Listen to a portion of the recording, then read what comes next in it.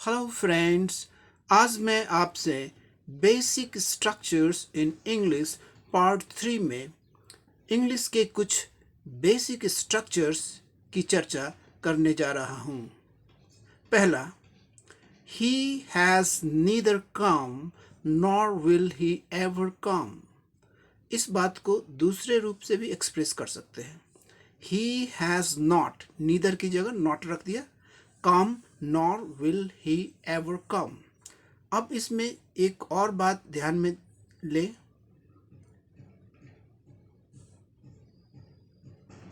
ये auxiliary verb will subject he के पहले आ गया है। ऑक्सिलरी वर्ब सब्जेक्ट के पहले दो अवस्था में आता है। एक तो क्वेश्चन बनाना हो, प्रश्न बनाना हो तो ऑक्सिलरी वर्ब सब्जेक्ट से पहले आता है, और दूसरी अवस्था में जब सेंटेंस को, वाक्य को इम्फेटिक, जोरदार, जोर देके कोई बात को कहना हो तो उस अवस्था में भी सब्जेक्ट से पहले ऑक्सिलरी वर्ब आता है। ये ही के पहले विल आया है। अब इसकी हिंदी क्या होगी? वह न आया है न वह कभी आएगा। न वो कभी आएगा, ये जोर दिया गया सेंटेंस है, इम्फेटिक सेंटेंस है, इसीलिए ये सब्जेक्ट से पहले विल आया है। यहाँ भी सब्जेक्ट ही से पहले विल आया है, ही विल नहीं, विल ही कर दिया गया है। तो सब्जेक्ट से पहले ऑक्सिलरी वर्ब दो अवस्था में आता है, या तो क्वेश्चन बनाना हो तो, या सेंटेंस को जोरदार बनाना हो, कोई बात को जोर देके बोलना हो, उस अवस्था में भी सब्जेक्ट से पहले ऑक्सिलरी वर्ब आता है। ये अब इसका हिंदी तो देख लिए, वह न आया है न तो वह कभी आएगा। अब नेक्स्ट देखें, इसी तरीका का एक और इम्फेटिक सेंटेंस, जोर दे के बोला गया सेंटेंस लेते हैं। Never before did I see such a beautiful girl. अब इस पार्ट को देखें, नेवर बिफोर, ये कभी पहले नहीं, ये जोर देना है, कभी पहले नहीं, जोर देना, इम्फेटिक हो गया, इसीलिए सब्जेक्ट से पहले डिड का प्रयोग हुआ, ऑक्सिलरी वर्ब आ गया, सब्जेक्ट से पहले रखा गया ऑक्सिलरी वर्ब को। तो never before did I see such a beautiful girl, इसकी हिंदी क्या हो जाएगी? कभी भी पहले मैंने ऐसी सुंदर लड़की को नहीं देखा। तो ये भी इम्फेटिक है, इसीलिए सब्जेक्ट से पहले ऑक्सिलरी रखा गया है। नेक्स्ट, वेदर का प्रयोग दो ऑप्शंस को दिखाने के लिए होता है। दो ऑप्शंस को दिखाने के लिए वेदर का प्रयोग होता है। वेदर यू लाइक, एक ऑप्शन हुआ, लाइक इट, तुम इसे चाहो, और नॉट, या नहीं चाहो, दो ऑप्शन हुआ, इसको दिखाने के लिए वेदर का प्रयोग हुआ। Whether you like it or not, you have to do this work. इसकी हिंदी, तुम चाहो या न चाहो, दो ऑप्शन, तुम चाहो या न चाहो, तुम्हें यह काम करना ही है। Whether you like it or not, you have to do this work. तुम चाहो या न चाहो, तुम्हें यह काम करना ही है। Next, she and I are।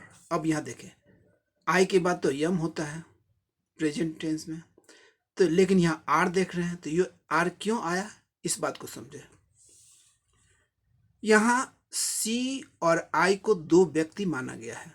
सी और आई को दो व्यक्ति माना गया है। दो व्यक्ति मतलब प्लूरल, तो ये सब्जेक्ट क्या हो गया? दो व्यक्ति का सब्जेक्ट हो गया, ये प्लूरल हो गया, इसीलिए प्लूरल ऑक्सिलरी वर्ब आर का प्रयोग यहाँ हुआ है। समझ में आई बात? ये सी और आई को दो व्यक्ति माना गया है, प्लूरल सब्जेक्ट हो गया, इसलिए आर का प्रयोग यहाँ हुआ है। She and I are going to Delhi, इसकी हिंदी, वह और मैं दिल्ली जा रहे हैं। Next, she as well as I, बात वही है लेकिन कहने का एक्सप्रेशन फर्क है, तो उसके आधार में सेंटेंस स्ट्रक्चर में फर्क आ जाता है। जैसे कि ये एज वेल एज एक फ्रेज है, इसका मतलब होता है कोई चीज़ के अलावे और एक चीज़, कोई चीज़ के अलावे एक और चीज़। तो she as well as I is going to Delhi, इसकी हिंदी क्या हो जाएगी? वह और उसके अलावे, मतलब सी के अलावे अलावे मैं भी दिल्ली जा रहा हूँ। अब यहाँ एक बात देखें स्ट्रक्चरली, यहाँ देखें इसके स्ट्रक्चर में क्या है। आई के बाद इज का प्रयोग है। आई के बाद जनरली प्रेजेंट पे तो यम होता है, लेकिन यहाँ इज, ये इज क्यों हुआ इस बात को समझे। Actually as well as I, see as well as I मतलब सी के अलावे मैं भी। तो ये एज वेल एज आई ये क्या हो गया? एक extra information, extra part of sentence जैसे इसको ट्रीट किया जा रहा है। मेन सब्जेक्ट सी को माना जा रहा है, इसीलिए इस मेन सब्जेक्ट सी के अनुसार ही इज का प्रयोग यहाँ हुआ है। थर्ड पर्सन सिंगुलर सी के साथ इज आता है ना। ये एज वेल एज आई ये एक एक्स्ट्रा इंफॉर्मेशन की तरह माना गया है ना। मेन सब्जेक्ट इसको माना गया है सी, इसीलिए इसके लिए इज का प्रयोग यहाँ हुआ है। इसकी हिंदी क्या हो जाएगी? वह और उसके अलावे, मतलब सी के अलावे, उसके अलावे मैं भी दिल्ली जा रहा हूं।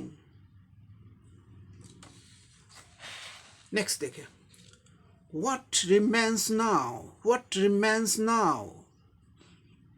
यहाँ व्हाट जो है ये सब्जेक्ट की तरह काम कर रहा है, थर्ड पर्सन सिंगुलर सब्जेक्ट की तरह, इसलिए यहाँ यस वर्ब, मेन वर्ब के साथ यस आया।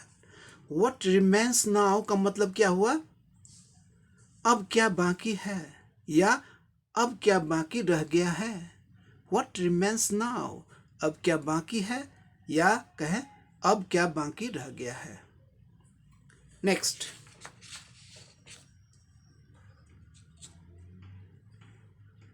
he is going to jump, he is going to jump। इसकी हिंदी वह कूदने जा रहा है। he is going to jump मतलब वह कूदने जा रहा है। ये एक समान सेंटेंस हुआ। अब ये कूदने की, ये एक्शन जो कूदने का एक्शन है उसकी तत्परता को बढ़ाना है तो उसका स्ट्रक्चर चेंज हो जाएगा। he is to jump मतलब कुछ तत्परता बढ़ गया, वह कूदने को है, एकदम कूदने के मूड में आ गया। he is to jump वह कूदने को है, कुछ इससे ज़्यादा तत्परता है। फिर इससे भी ज़्यादा बढ़ाना है तो उसका स्ट्रक्चर क्या हो जाएगा? he is about to jump वह कूदने को है, मतलब एकदम लास्ट पॉइंट पे है, अब कूदा कि तब कूदा, इसमें एकदम ज़्यादा तत्परता है। he is about to jump वह कूदने को है, एकदम तत्परता दिखाया गया है। अब नेक्स्ट कुछ और एग्जाम्पल्स देखें स्ट्रक्चर का।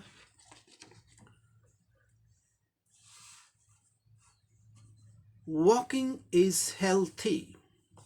अब एक बात यहां जाने, अधिकांश लोग इसका उच्चारण हेल्दी कहते हैं, द हेल्दी, लेकिन इसका एक्चुअल उच्चारण क्या होता है? हेल्थी, था का उच्चारण होता है यहाँ healthy.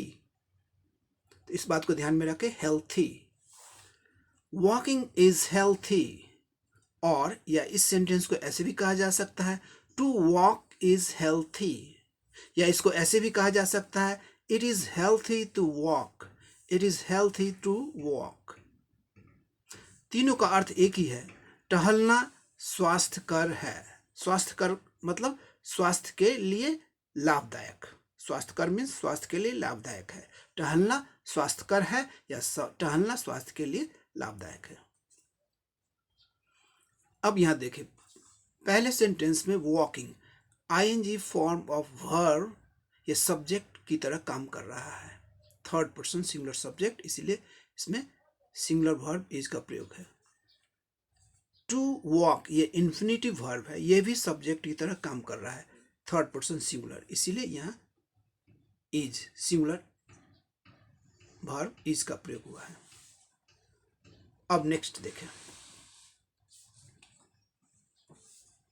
How to do this work, how to do this work इस काम को कैसे करें, how to do this work. एक बात यहां ध्यान में रखें, ये इंट्रोगेटिव सेंटेंस नहीं है, इसलिए यहां साइन ऑफ इंट्रोगेशन नहीं है, यहां फुल स्टॉप है। ये how to do this work, ये पार्ट एक क्लॉज की तरह काम करता है। ये पार्ट, क्लॉज मीन्स उपवाक्य, सेंटेंस का एक पार्ट, जो कि पूरा पार्ट सब्जेक्ट की तरह काम कर रहा है। हाउ टू डू दिस, यह बात कि इस काम को कैसे करें, ये पूरा सब्जेक्ट हो गया। और ये थर्ड पर्सन सिंगुलर, ये कोई एक बात है, इसीलिए इसके साथ verb is, singular verb is का प्रयोग हुआ है। इज अ बिग प्रॉब्लम, इसकी हिंदी क्या हो जाएगी? इस काम को कैसे करें, ये बात जो है यह एक बड़ी समस्या है। तो ये पूरे क्लॉज को सब्जेक्ट माना गया है, थर्ड पर्सन सिंगुलर। तो इस बात को, एक बात जो है, इसीलिए यहाँ क्वेश्चन मार्क नहीं, ये जो बात है वो एक समस्या है, ये क्वेश्चन नहीं पूछा जा रहा है। नेक्स्ट देखें, व्हाट टू डू, क्या करें, क्या करें, ये भी क्वेश्चन नहीं है। क्या करें, ये बात जो है, क्या करें, ये पूरा सब्जेक्ट, ये जो क्लॉज है इतना, इसको सब्जेक्ट की तरह माना गया है, थर्ड पर्सन सिंगुलर, इसलिए यहाँ वर्ब, सिंगुलर वर्ब इज है। क्या करें, यह बात इज नॉट सर्टेन, यह बात निश्चित नहीं है। इसकी हिंदी, क्या करें यह निश्चित नहीं है। नेक्स्ट देखें, what to do and what not to do is an ethical responsibility. What to do, ये हो गया, and what not to do, ये पूरा पार्ट एक क्लॉज की तरह है, जो कि सब्जेक्ट का काम कर रहा है। ये पूरा पार्ट सब्जेक्ट का काम कर रहा है, एक विचार, क्या करें और क्या न करें, ये बात एक बात है, इसको सिंगुलर माना गया है, ये सब्जेक्ट है, इसीलिए यहाँ वर्ब सिंगुलर इज का प्रयोग हुआ है।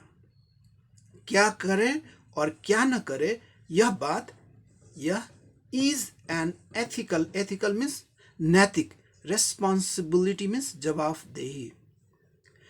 तो इसकी हिंदी क्या हो जाएगी? क्या करे और क्या न करे, यह एक नैतिक जवाबदेही है। नेक्स्ट देखें,